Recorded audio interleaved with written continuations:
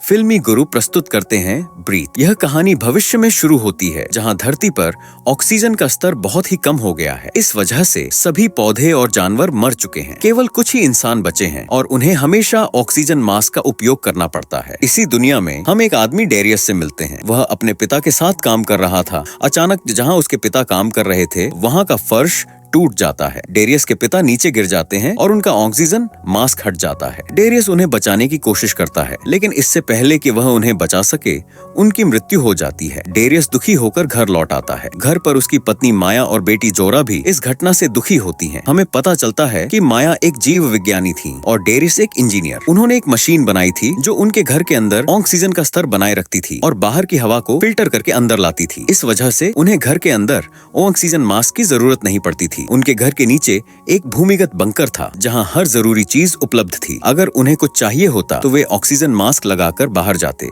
और ले आते। डेरियस माया से कहता है कि वह अपने पिता की कब्र बनाने के लिए अगले दिन बाहर जाएगा और कोई भी उसके साथ नहीं जाएगा क्योंकि ऑक्सीजन का स्रोत बहुत कम है। इस दौरान डेरियस की ऑक्सीजन मशीन से एक बीप की आवाज आती है। जब वह इसे जांचता है तो पता चलता है कि जमीन पर ऑक्सीजन का स्तर और भी कम हो गया है। अब मशीन केवल 2 लोगों के लिए ऑक्सीजन बना सकती थी। यह देखकर डेरियस परेशान हो जाता है। अगली सुबह डेरियस अपने पिता की कब्र बनाने के लिए निकलता है और जोरा से कहता है कि वह अपनी माँ का ख्याल रखे और जनरेटर और मशीन को चेक करती रहे। माया और जोरा को उम्मीद थी कि डेरियस शाम तक लौट आएगा, लेकिन वह कभी वापस नहीं आया। 6 महीने बीत जाते हैं, लेकिन वे उसे ढूंढने नहीं जाते क्योंकि बाहर जाना अपनी मौत को बुलाने जैसा था। अब केवल माया और जोरा उस बंकर में बचे थे। दोनों को अब भी उम्मीद थी कि डेरियस लौट आएगा। माया, जो एक जीव विज्ञानी थी, धीरे धीरे बंकर से बाहर निकलने लगती है। उसे लगता है कि शायद वह धरती को फिर से जिंदा कर सके।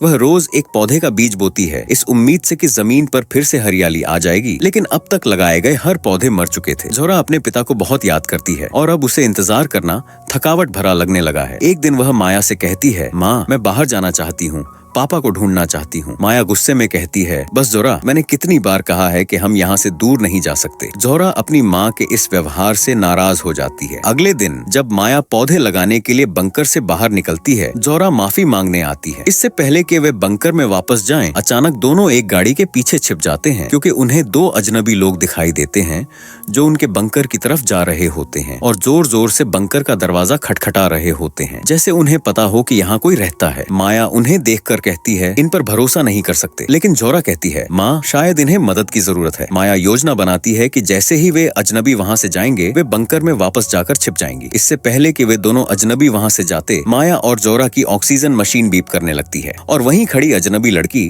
जिसका नाम टेस है, को उनके बारे में पता चल जाता है। टेस का एक साथी बंकर की छत पर था और देख लेता है कि टेस पर कोई हमला करने वाला है। वह टेस को बताने की कोशिश करता है, लेकिन टेस समझ नहीं पाती और अचानक माया और जोरा टेस पर हमला कर देती है। उसे नीचे गिराकर वे जल्दी से अपने बंकर में चली जाती हैं। टेस उनसे मदद मांगती है और कहती है, यहाँ से कुछ ही दूरी पर हमारा 100 लोगों का एक कैंप है। अगर तुमने हमारी मदद नहीं की तो सब मर जाएंगे और मैं तुम्हारे पति को अच्छी तरह जानती हूँ। वह मेरा अच्छा दोस्त था, उसका नाम डेरियस था। टेस कहती है, मुझे सिर्फ तुम्हारी ऑक्सीजन फिल्टर सिस्टम का डिजाइन देखना है जिसके बारे में डेरियस ने बताया था। मैं सिर्फ उस मशीन का ब्लूप्रिंट देखना चाहती हूँ। माया उन्हें वहाँ से जाने के लिए कहती है, लेकिन वे दोनों नहीं जाते। जोरा माया से कहती है, माँ, शायद हमें उनकी मदद करनी चाहिए, शायद पापा उनसे जुड़े हैं। माया अनिच्छा से जोरा की बात मान लेती है और दोनों अजनबियों से कहती है कि वे अपने हथियार छोड़ दें। वह टेस से अपने साथी के हाथ बांधने को कहती है। टेस उसकी बात मान लेती है और अपने साथी के हाथ बांध देती है। तभी उनका तीसरा साथी भागकर माया की तरफ आता है। माया उसे खतरा समझकर उस पर गोली चला देती है,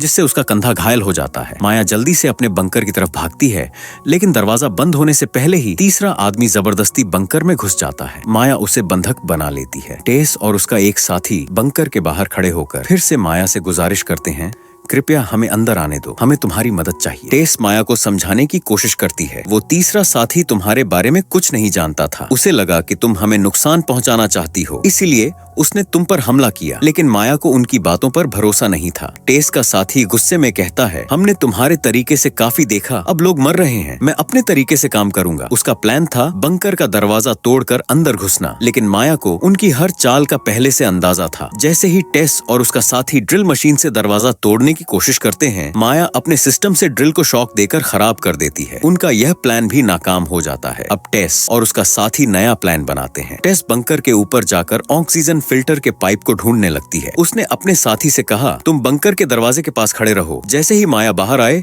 उसे पकड़ लेना। टेस पाइप को बंद कर देती है, जिससे बंकर के अंदर ऑक्सीजन का स्तर काफी कम हो जाता है। माया ऑक्सीजन खत्म होने पर बाहर आती है, लेकिन टेस का साथी उसे पकड़ने में नाकाम हो जाता है। माया बंकर के ऊपर चढ़कर पाइप खोल देती है और टेस और उसके साथी पर गोली चलाती है, लेकिन दोनों किसी तरह बच जाते हैं। टेस अपने साथी पर गुस्सा करती है क्योंकि उसकी गलती से उनका प्लान फेल हो गया। माया अब भी बंकर के ऊपर छिपी होती है। टेस का साथी बंकर के ऊपर पहुंचता है और माया को पकड़ लेता है। वह जबरदस्ती माया को बंकर के सीसीटीवी के सामने लाता है और झोरा से कहता है, दरवाजा खोलो नहीं तो तुम्हारी माँ को मार देंगे। बंकर का दरवाजा या तो पासकी से खुलता था या अंदर से। माया के पास पासकी नहीं थी और झोरा अंदर बंद थी। टेस का तीसरा साथी, जो पहले बंकर के अंदर था, किसी तरह खुद को आजाद कर लेता है और झोरा को बंधक बना लेता है, लेकिन माया के जाने के बाद उसके ज्यादा खून बह जाने से उसकी मौत हो जाती है। उसने झोरा को बांध दिया था, जिससे झोरा दरवाजा नहीं खोल पा रही थी। किसी तरह झोरा माइक के पास जाकर बोलती है, वो आदमी मर गया है और उसने मुझे मरने से पहले बांध दिया था, मैं दरवाजा नहीं खोल सकती। ये सुनकर टेस और उसका साथी गुस्से में आ जाते हैं। टेस माया से कहती है, तुम्हारी बेटी अंदर फंसी हुई है, अब तुम क्या करोगी?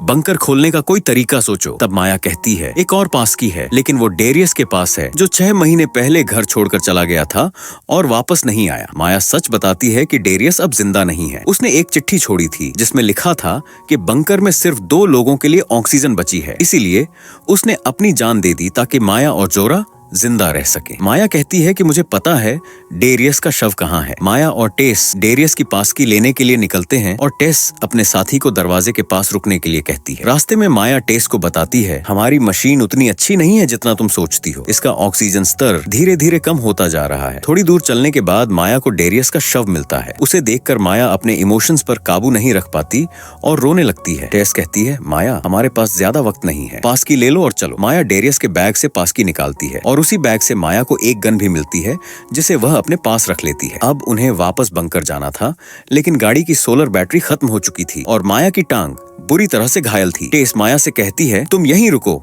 मुझे पासकी दे दो, मैं तुम्हें लेने वापस आऊंगी। माया को उस पर भरोसा करना मुश्किल लगता है। वह टेस पर बंदूक तान देती है, लेकिन टेस भी अपनी बंदूक माया पर तानते हुए कहती है, माया गलती मत करना, वहाँ तुम्हारी बेटी की जान भी खतरे में है। अगर तुम्हें अपनी बेटी को बचाना है तो मुझे पासकी दे दो, मैं वादा करती हूँ कि तुम्हें बचाने जरूर आऊंगी। अपनी बेटी की जान की खातिर माया मान जाती है और पासकी दे देती है। कई घंटे की मेहनत के बाद टेस बंकर वापस पहुंच जाती है, जहां उसका साथी पहले से मौजूद था। अब वे बंकर के अंदर जाना चाहते हैं। जोरा उन्हें देखकर डर जाती है और पूछती है, मेरी माँ कहाँ है? टेस जवाब देती है, वह ठीक है, उसकी टांग घायल है, इसलिए यहाँ नहीं आ पाई, लेकिन वह जिंदा है, मैं उसे लेने जाऊंगी। जोरा सवाल करती है, तुम्हें दूसरी पासकी कहाँ से मिली? यह तो मेरे डैड की पासकी थी। टेस उसे बताती है, तुम्हारे डैड 6 महीने पहले गुजर चुके हैं। यह सुनकर जोरा टूट जाती है। टेस का साथी अब टेस पर बंदूक तान देता है और गुस्से में कहता है, जल्दी करो, मुझे मशीन के ब्लूप्रिंट दो। टेस कहती है, मुझे थोड़ा वक्त दो, मुझे माया को बचाने जाना है। लेकिन वह आदमी जोरा पर बंदूक तानकर धमकी देता है, मुझे सिर्फ मशीन के ब्लूप्रिंट चाहिए, अगर तुमने नहीं दिए तो मैं इस लड़की को मार दूंगा। मजबूरी में टेस फिल्ट्रेशन मशीन खोलती है, लेकिन उसे कुछ समझ नहीं आता। फिर वह अपने बॉस को सब कुछ बताती है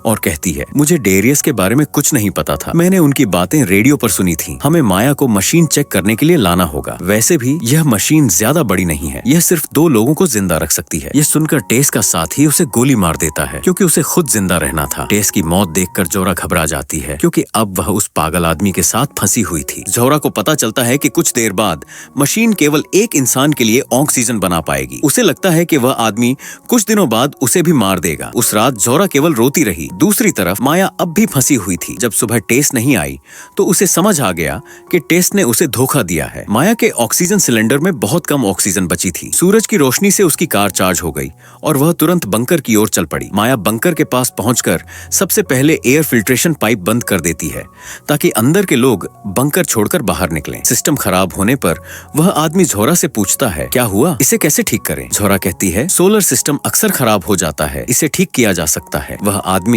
झोरा को सिस्टम ठीक करने के लिए बाहर भेजता है, जहां झोरा अपनी मां माया से मिलती है। दोनों एक दूसरे को गले लगाकर खुशी मनाते हैं और मिलकर सिस्टम ठीक कर देते हैं। झोरा फिर बंकर के अंदर जाने की कोशिश करती है, लेकिन वह आदमी उसे अंदर नहीं आने देता। माया और झोरा दोबारा एयर फिल्ट्रेशन पाइप बंद कर देते हैं। जब अंदर ऑक्सीजन की कमी होती है तो वह आदमी बाहर आता है। माया उस पर गोली चलाती है, लेकिन वह जिंदा बच जाता है और जबरदस्ती माया और जोरा के साथ बंकर के अंदर घुस जाता है। अंदर जाकर पता चलता है कि उस आदमी ने खुद सिस्टम को ठीक करने की कोशिश की थी, जिससे पूरा सिस्टम पूरी तरह तबाह हो चुका था। वह आदमी माया और जोरा पर बंदूक तान देता है, लेकिन गैस फैलने के कारण माया कहती है बंदूक मत चलाओ, यहाँ आग लग जाएगी। लेकिन वह आदमी नहीं मानता और गोली चला देता है, जिससे आग लग जाती है और वह आदमी खुद ही मारा जाता है। माया और जोरा ऑक्सीजन मास्क पहनकर बंकर से बाहर निकल आते हैं। उनके ऑक्सीजन टैंक में ज्यादा ऑक्सीजन नहीं बची थी। अब वे कहाँ रहेंगे? उनका बंकर तबाह हो चुका था। उनके जिंदा रहने की एक ही उम्मीद थी, वह समुदाय जिसका टेस ने जिक्र किया था, जहाँ हजारों लोग रहते हैं। लंबी यात्रा के बाद उनके ऑक्सीजन टैंक खत्म हो गए और दोनों बेहोश हो गए। जब होश आया तो पता चला कि किसी ने उन्हें बचा लिया है। वह समुदाय सच में मौजूद था और उसमें काफी लोग रहते थे। माया और जोरा भी वहाँ रहने लगे। वहाँ के लोग अच्छे थे और एक दूसरे की मदद करते थे। माया और जोरा उनके साथ मिलकर नए एयर फिल्ट्रेशन प्लांट्स बनाते हैं। माया, जो एक बायोलॉजिस्ट थी, कठिन परिस्थितियों में पौधे उगाने का तरीका ढूंढ निकालती है। धीरे धीरे पौधे उगने लगते हैं जो सबके लिए यह उम्मीद लेकर आते हैं कि एक दिन धरती फिर से अपनी पहले वाली स्थिति में लौट सकेगी। इस सफलता के साथ माया और जोरा बहुत खुश होते हैं।